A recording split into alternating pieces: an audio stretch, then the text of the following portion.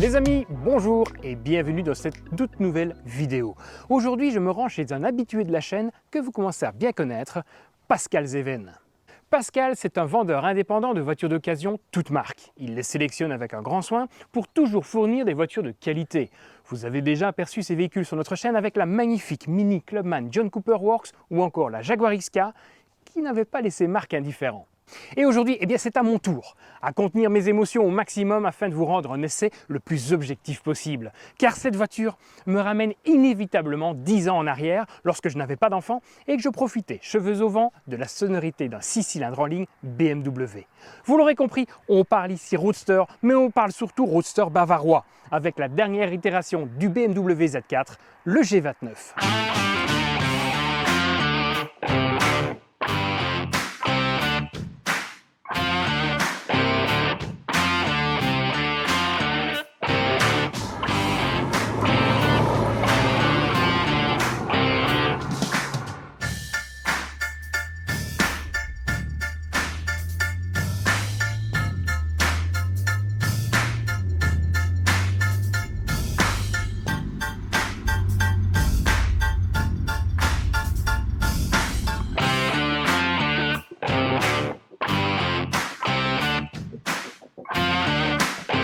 Présentée en avant-première au concours d'élégance de Pebble Beach en 2018, la Z4 Note Code G29 connaît son origine le 24 janvier 2013, date à laquelle BMW et Toyota ont conclu un accord afin de concevoir une plateforme commune pour une voiture de sport. Cela donnera en 2018 la Z4 de BMW que vous avez ici sous les yeux et ressuscitera dès 2019 la mythique Supra pour Toyota. Mais intéressons-nous à la BMW. Celle-ci a été dessinée par Calvin Luke, un Australien d'origine hongkongaise travaillant pour BMW AG depuis 2008. Cette voiture est assemblée en Autriche, à Grasse, dans l'usine de Magnastyr AG, qui assemble déjà la BMW série 5, donc vous pouvez retrouver l'essai en description de cette vidéo, mais également d'autres modèles pour d'autres marques. Alors au niveau du design, on retrouve tout d'abord ce très long capot comme on retrouve toujours sur les modèles Z4 de chez BMW, dans la gamme Z en tout cas, mais également des nouveaux feux avant qui, au lieu d'être horizontales, maintenant remontent sur l'aile avant. Et c'est la même chose à l'arrière. Au lieu d'avoir ces feux assez ronds, maintenant on a ceux-ci qui sont très fins et remontent sur les ailes. Ça permet quoi? Ça permet de venir asseoir les ailes de la voiture, de lui donner une certaine stature à nouveau plus dynamique pour une voiture plus sportive. À l'avant, on retrouve également une nouvelle calandre qui s'étire sur les côtés avec en son sein des petits Y aux embouts brillants, c'est très joli et je suis assez content qu'on n'ait pas été dans l'exubérance avec une calandre comme sur la série 4 ou sur le nouveau X5, X7, vous savez, dans cette grandeur. Non, ici, on a joué sur la largeur et ça va très bien avec le dessin de cette voiture. De côté, on retrouve des ailes avant creusées avec des extracteurs d'air ici. Et ces extracteurs d'air se continuent ici sur les portières pour amener une certaine fluidité à ce design. Et ça, j'aime beaucoup.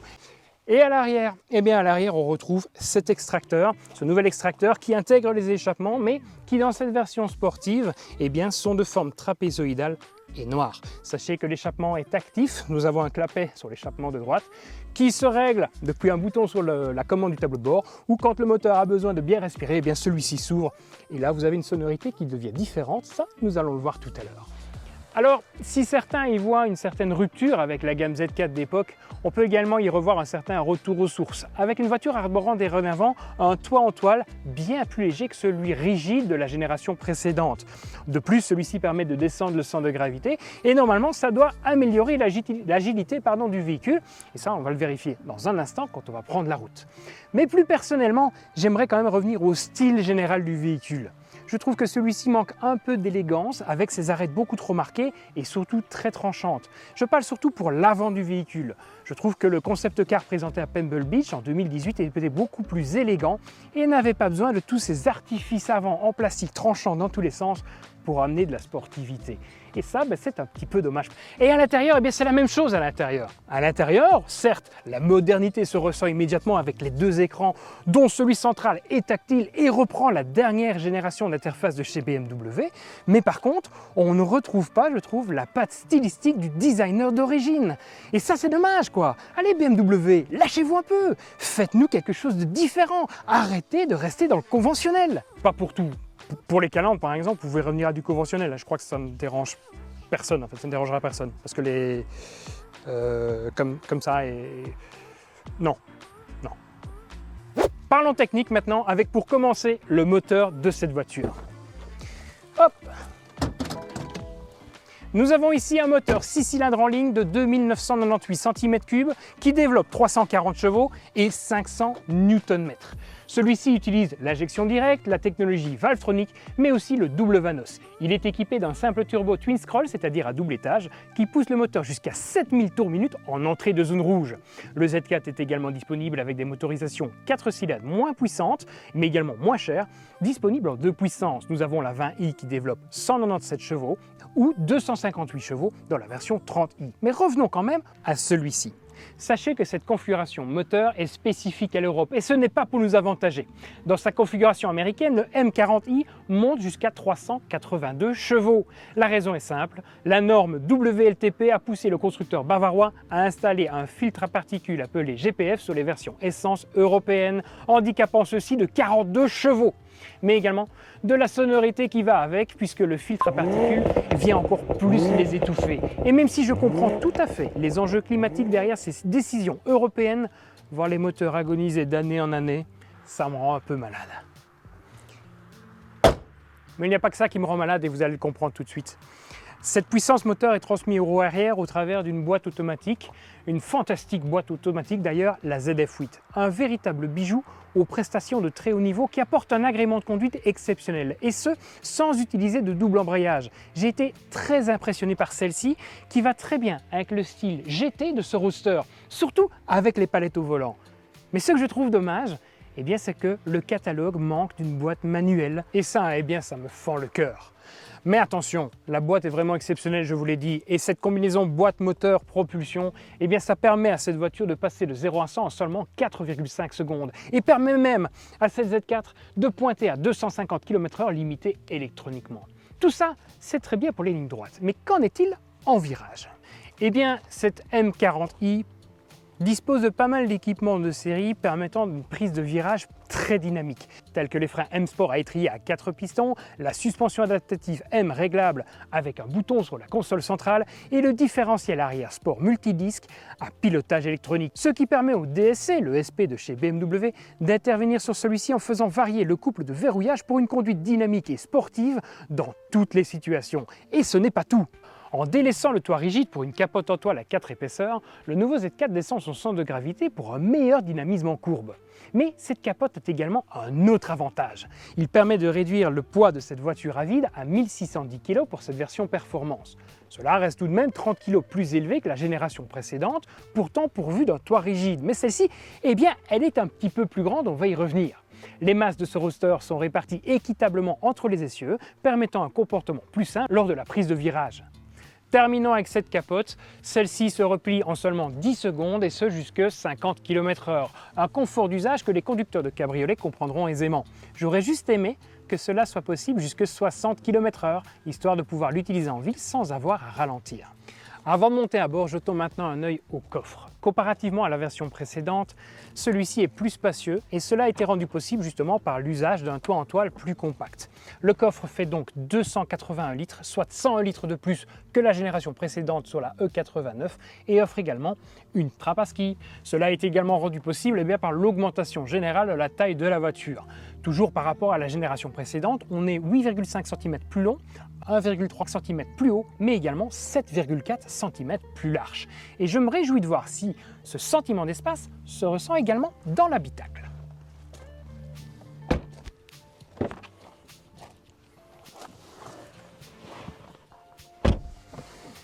Alors, il y a beaucoup de choses à dire sur cet intérieur. Première chose qu'on constate quand on s'assied, eh bien, c'est qu'on n'est pas dépaysé avec l'ancienne génération. Tout d'abord, on a un capot bien visible à l'œil nu et qui paraît interminable. Il est énorme ce capot et on le ressent de l'intérieur.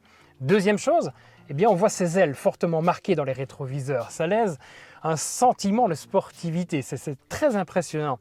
Il faut savoir également qu'on est assis près de l'essieu arrière et ça présage de bonnes choses pour la conduite. Regardez ici, je peux même, si je veux, toucher le pneu arrière sans sortir du véhicule. Alors, niveau position de conduite justement, eh bien c'est du BMW. On trouve sa position assez rapidement avec une certaine facilité. Mais il y a un petit plus. On est ici dans la gamme Z et on a vraiment l'impression d'être encadré, enveloppé dans sa voiture, de faire corps avec celle-ci, ce qui est très agréable. Le poste de conduite, lui, est tourné vers le conducteur avec ses deux écrans et c'est un petit plus, même si celui-ci est un peu triste. Celui-ci ne se démarque pas assez de la gamme BMW traditionnelle. Alors niveau rangement, eh bien pas de surprise, ceux-ci sont pauvres mais plutôt bien agencés avec ici ou encore ici avec ce petit rangement. On a la console centrale mais également derrière les sièges on a une genre de petite tablette avec un filet pour venir mettre le sac d'ordinateur, le sac de madame si celui-ci n'est pas trop épais. Donc voilà, les espaces donc sont bien et suffisants pour 2 personnes partir en vacances sans aucun problème, surtout que vous avez encore le coffre à l'arrière. Alors, niveau technologie, eh bien, pas de différence non plus avec le reste de la gamme. BMW nous sert ici derrière le volant son écran habituel, alors que j'avais déjà qualifié dans la série 1 comme très bien, mais peut-être un petit peu trop chargé. C'est vrai qu'on retrouve énormément d'informations. Et vous retrouvez en plus un écran ici au centre, qui lui est très bien intégré ici dans cette zone et qui est tactile. Alors sachez que celui-ci est extrêmement réactif, je ne me souvenais pas que c'était le point à ce niveau-là dans les autres véhicules, et on se retrouve donc avec un truc qui est utilisable au quotidien sans aucun problème. C'est très agréable. Alors pour tous ceux qui n'aiment pas ça en roulant, il y en a encore et j'en fais des fois partie, on retrouve l'habituelle molette de chez BMW qui vous permettra de naviguer dans les menus avec la même rapidité. Et j'en reviens pas comme il est réactif. C'est vraiment très bon point. On n'est pas loin de la réactivité des GSM modernes. C'est pour vous dire à quel point c'est réactif.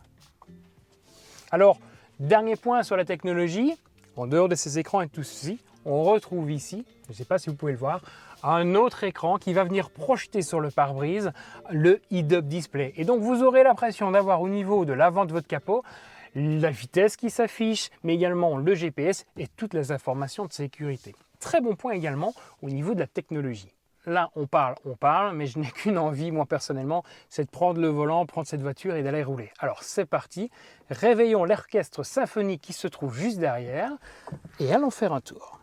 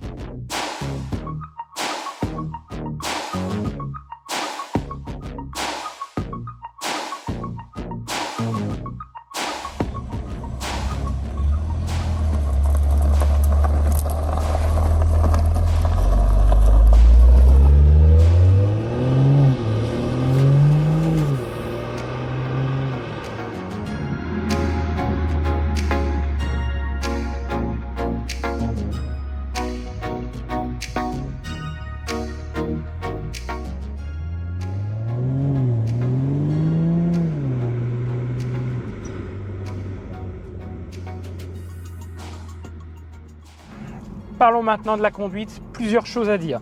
Parlons d'abord du confort et de la position de conduite. Je suis très bien mis, le confort est exceptionnel, je n'ai pas trop de vent, c'est ouvert, ça ne me gêne pas du tout. À partir d'1,85 m, vous commencerez à sentir sur le dessus de votre tête un petit peu de vent, donc en dessous vous ne sentirez à peine rien, mais ce n'est pas désagréable du tout.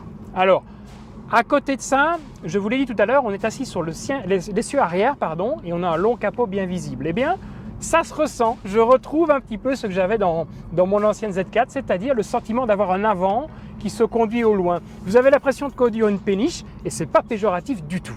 Alors, à côté de ça, il faut que je vous parle des 3 modes de conduite. D'abord, le mode EcoPro, on s'en fout. Ensuite, le mode confort, très agréable. Échappement fermé, suspension souple, volant souple comme ici maintenant, et une courbe d'accélération assez linéaire. Franchement, rien à dire là-dessus, très agréable. À côté de celui-ci, un mode sport. Lui se veut plus brutal, plus violent. On va avoir un échappement ouvert qui va crépiter à l'accélération. On ne l'entend pas trop de l'intérieur, mais de l'extérieur avec les passages, vous l'entendez. Une direction plus ferme également, tout comme la suspension. Alors, là où ça devient agréable, c'est en deux teintes, attention, c'est qu'à l'accélération, eh bien, le train arrière se met à jouer. Ah oui, il y a du couple, il y a quand même 500 Nm. Là où ça l'est moins, c'est que le train avant également. C'est-à-dire que la masse est envoyée complètement sur l'arrière, délaissant un petit peu le train avant, et on se trouve avec un train avant qui se met à devenir un petit peu flou au niveau de la direction. Alors, il ne se met pas à chasser du tout, celui-ci a du grip, mais on sent qu'il s'allège, ce qui fait qu'on a une voiture qui ne donne pas forcément confiance en conduite sportive, surtout sur des routes dégradées. Je pense que sur circuit avec un tarmac un peu plus abrasif, ça peut être très agréable. C'est un petit peu le point faible. Et il en est de même lors d'un freinage appuyé. Lors d'un freinage appuyé, on va avoir une direction qui va se trouver un petit peu hésitante au niveau du train avant. C'est le reproche que je pourrais faire à cette Z4. C'est un train avant qui se veut incisif, sauf dans les phases de forte accélération et de fort freinage. D'ailleurs, passons en mode sport pour se faire un petit peu plaisir quand même.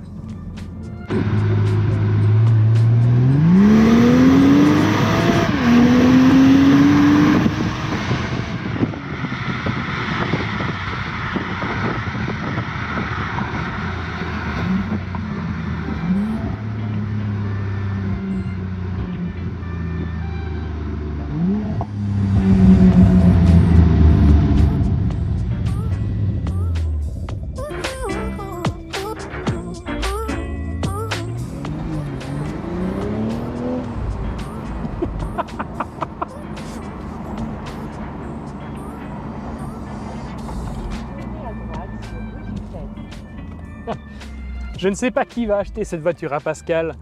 C'est peut-être vous. Mais nom de Dieu, ça, vous l'aurez sur le visage du matin au soir, je vous le garantis. Quel plaisir, mais quel plaisir! Pah!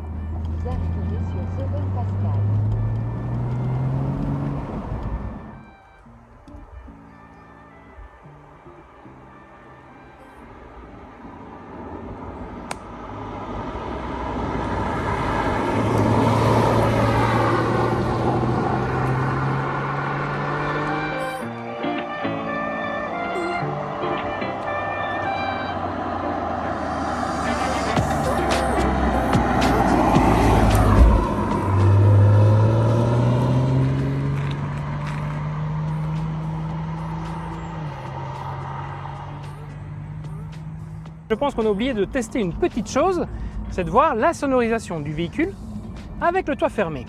Eh bien, on va tester ça tout de suite. Alors, écoutez, il n'y a pas grand-chose à dire. Avec le toit fermé comme ceci, on se retrouve avec une voiture, je veux dire, qui n'est pas loin du coupé cabriolet d'époque. Il faudrait tester sur autoroute, mais quand on sent la dureté, mais également l'épaisseur de cette toile, j'ai très peu de crainte. Le seul défaut qu'on pourrait lui trouver, eh bien, c'est les agressions. C'est-à-dire, si quelqu'un essaie de voler un truc dans votre voiture, effectivement, c'est plus facile à un cutter d'ouvrir une toile. Mais bon, ça, que voulez-vous, c'est un petit peu les aléas de ce type de véhicule. Mais quel plaisir! Le cabriolet est un vrai plaisir. Donc,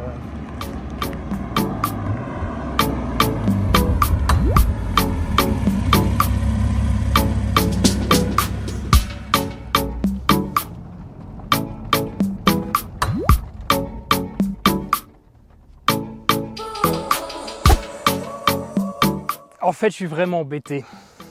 Cette Z4 a vraiment le cul entre deux chaises. Elle essaie de contenter tout le monde et ce choix fait que cette voiture n'arrive pas à sortir du lot. En dehors des Z3M, c'est un peu le reproche qui est fait en général à la gamme Z de BMW. Mais quand on fait une voiture aussi puissante que celle-ci, on aimerait un parti pris. Soit on fait une GT avec un moteur coupleux ne cherchant pas forcément à monter si fort et si haut dans les tours, soit on fait une voiture sportive pour la piste, qui doit alors être plus incisive. À vouloir faire trop sans vexer personne, elle finit par manquer de quelque chose. Il est donc maintenant venu temps de parler des concurrentes de cette BMW Z4. On retrouve tout d'abord, bien évidemment, la Porsche Boxster qui, par sa conduite plus précise et plus efficace, se montrera bien plus incisive. On retrouve ensuite la somptueuse Jaguar F-Type, dont le tarif de base, lui, est un petit peu plus élevé. Plus élevé que quoi, me direz-vous? Eh bien, parlons du tarif de cette Z4. La version M40i est disponible à partir de 62 800 €. On peut dire que c'est un tarif tout sauf avenant, qui place la Z4 bien hors de portée de certaines bourses. Mais il faut reconnaître qu'avec l'équipement qu'elle propose de base, vous en avez pour votre argent. Après, si pour vous, la motorisation n'est pas une chose des plus importantes, sachez que d'autres moteurs moins onéreux existent. Mais il faudra alors rendre 2 cylindres et s'en contenter de 4. Vous n'imaginez pas à l'instant présent comme le moteur de base 3 litres, 6 cylindres en ligne, Atmo, me manque. Enfin, me manque, je dois un petit peu nuancer et j'aimerais ajouter une dernière chose avant de conclure cette vidéo. Cette voiture ici présente est très certainement la dernière des Z4 à arborer un moteur aussi prestigieux que ce 6 cylindres. Les prochaines générations céderont très certainement à l'hybridation légère, voire même plus encore. Nous sommes donc ici en présence d'une voiture incarnant l'histoire d'une gamme et essayant de lui dire au revoir à sa façon. Et rien que pour ça, je remercie Pascal pour l'invitation à l'essai. Et je vous rappelle de ne pas hésiter à le contacter si cette voiture vous intéresse, car il faut savoir que chez Pascal, toutes ces voitures sont toujours à vendre. Maintenant, apportons une petite conclusion à cet essai. À 62 800 € de base, il y a certes d'autres voitures disponibles sur le marché. Mais BMW propose cependant ici un roadster aux qualités qui en séduiront plus d'un. Dans cette version la plus sportive, qui relève plus de la GT que de la pistarde, on découvre par exemple une voiture assez équilibrée, qui cherche à trouver le juste milieu entre sport, tourisme et confort.